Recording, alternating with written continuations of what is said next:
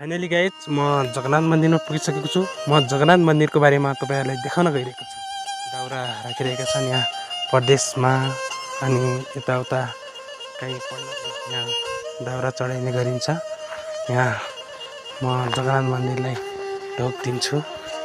गाइजहरु यहाँ हेर्न सक्नुहुन्छ। यहाँ काठको मूर्ति यहाँ राखिरहेको छ अनि यहाँ आउन सक्नुहुन्छ। यहाँ वरिपरि हेर्न सक्नुहुन्छ है।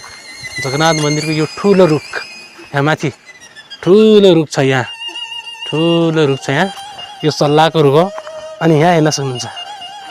यहाँ आउनुस् त। यहाँ चाहिँ धुपीको रुख हेर्नुस्। धुपीको रुख यति ठुलो छ। धुपीको रुख पनि यहाँ एकदम ठुलो छ अनि म तपाईहरुमा यहाँ आइसकेको छु। यहाँ जगन्नाथ मन्दिरको दृश्य म तपाईहरुलाई देखाइरहेको छु। यहाँ वरिपरि हेर्नुस्। वरिपरि हेर्नुस्। यहाँ जंगल छ। यहाँ यताउता घनाघोर जंगल थियो। अहिले चाहिँ काटेर सकिहालेछ। नभए यताउता सकिन लागिरहेछ। यहाँका बासिन्दाहरूलाई म के आग्रह गर्छु भने यहाँ जगन्नाथ मन्दिरको यता वरिपरिको रुखहरू नकाटिदिनु हुन आग्रह गर्छु।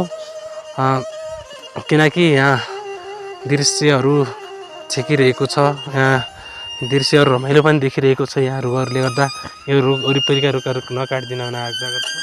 जय जगन्नाथ सबैको रक्षा गरून्। यहाँ फेसबुक मार्फत जय जगन्नाथ जय देवता भनेर कमेन्ट गरिदिनु होला। अनि म आइरहेको छु। मैले पनि भनिरहेको छु। तपाईहरुमा देखाइरहेको छु। यो दृश्य कस्तो लाग्यो तपाईहरुले जस्तो लाग्यो त्यस्तै प्रतिक्रिया दिन नभुल्नु होला।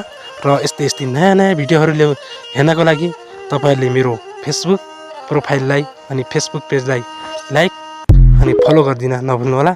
र सक्दो यो भिडियोलाई शेयर गरिदिनु होला।